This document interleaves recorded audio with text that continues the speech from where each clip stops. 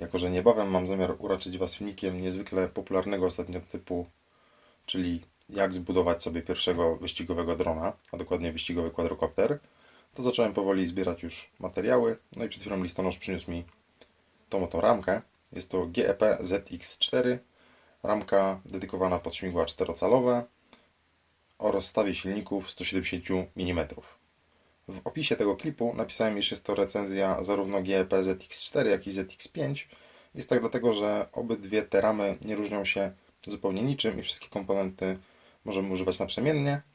I jedyna różnica to to, że w ZX5 ramiona są o 10 mm dłuższe, dzięki czemu rozstaw silników rośnie ze 170 do 190 mm i tamta rama jest przeznaczona pod śmigła 5-calowe. Tak więc co mamy w opakowaniu? Ja już część zdążyłem wyciągnąć, natomiast oprócz tego mamy bardzo prostą i czytelną instrukcję.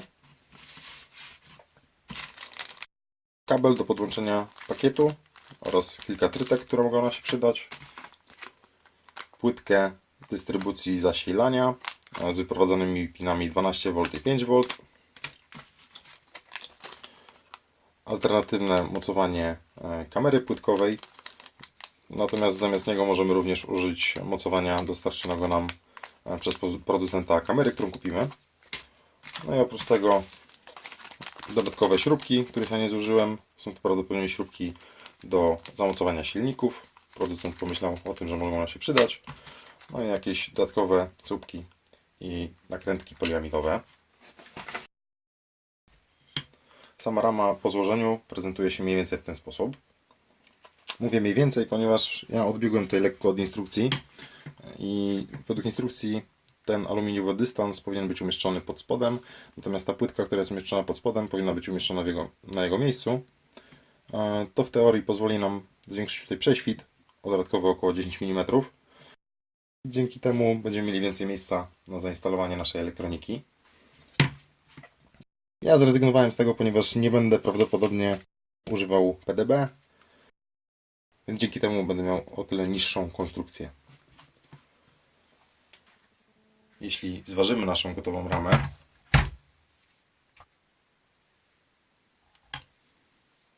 to wychodzi nam waga 100 g, czyli o 4 g więcej niż podaje producent.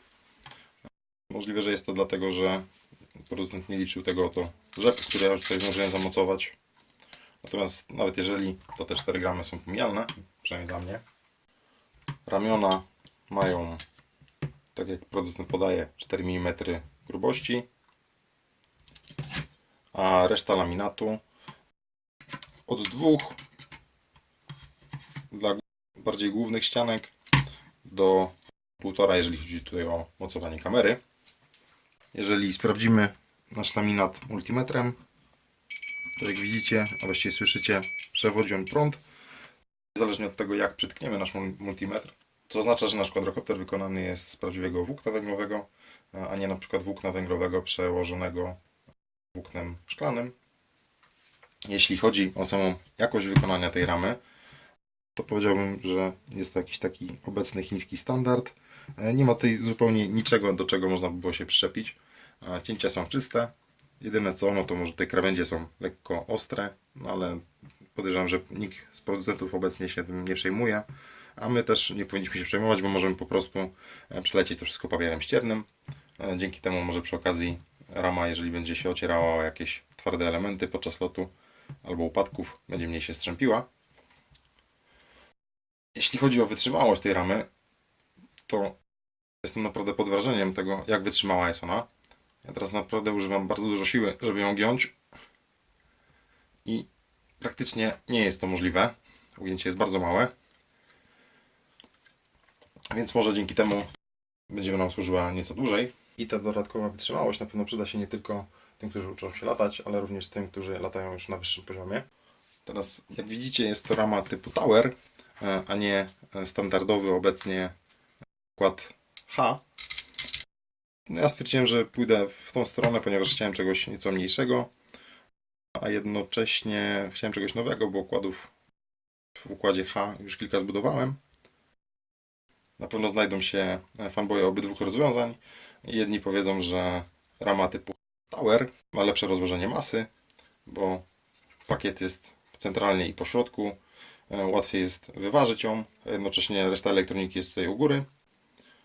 Co ponoć miałoby oznaczać, że taki quadrocopter będzie nieco lepiej latał.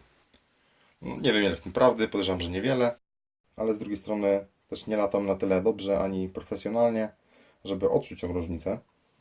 Oprócz tego ramka jest tak skonstruowana, że bardzo łatwo możemy tutaj zamocować dodatkową kamerę HD. Właściwie większość kamer dostępnych na rynku będzie tutaj pasowała. Tak wygląda mniej więcej z Mobiusem. Tak z ramkamem.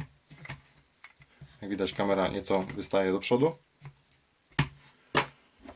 A tak z Hero trójką. Pewnie z Session byłoby nieco lepiej. Kamera tutaj ma z tyłu oparcie, więc wiemy, że na pewno nigdzie nie poleci. Oprócz tego jest już pochylona lekko do góry, więc na pewno będzie nagrywała dokładnie to, co chcemy, żeby nagrała. Ja wybrałem właśnie tą ramę jeszcze z jednego powodu. Mianowicie, tak jak powiedziałem, będzie to prawdopodobnie Wasz pierwszy quadrocopter wyścigowy, albo może nawet pierwszy quadrocopter w ogóle, więc jest duża szansa, że nie będziecie mieli jeszcze zestawu FPV. Zresztą ja i tak polecam na początku pouczyć się latać klasycznie, a dopiero potem przesiąść się na FPV-kę. Natomiast jeżeli nie będziecie mieli jeszcze zestawu FPV, który tutaj powinien znajdować się w tej górnej części, to nadal będziecie mogli użyć tej ramy. Jest tak dlatego, że jest to konstrukcja poniekąd modułowa. Jeżeli ściągniemy tą górną część, która ma trzymać właśnie nasz FPV, zostaje nam całkiem porządna dolna rama, która nadal jest bardzo wytrzymała. I jest to dobra platforma, na której możemy zamocować silniki, regulatory i kontroler lotu, a następnie z tej górnej części wziąć te słupki oraz tą część laminatu i w ten sposób zabezpieczyć kontroler przed uderzeniami i potrenować latanie klasycznie, a później, kiedy już dojdzie reszta sprzętu, a my będziemy się czuli nieco pewniej, założyć tą górną część, założyć kamerę, założyć nadajnik wideo i zacząć loty FPV. Tutaj kończę tą krótką recenzję tych dwóch ramek. Natomiast jeśli macie jakieś pytania albo wątpliwości, to jak zawsze zapraszam do wpisywania się w komentarzach. A jeśli w najbliższej przyszłości planujecie budowę swojego pierwszego quadrocoptera, to zapraszam do zapoznania się z innymi filmami na tej playliście, jak również do subskrybowania mojego kanału, dzięki czemu będziecie na bieżąco informowani o nowych filmach w tej serii.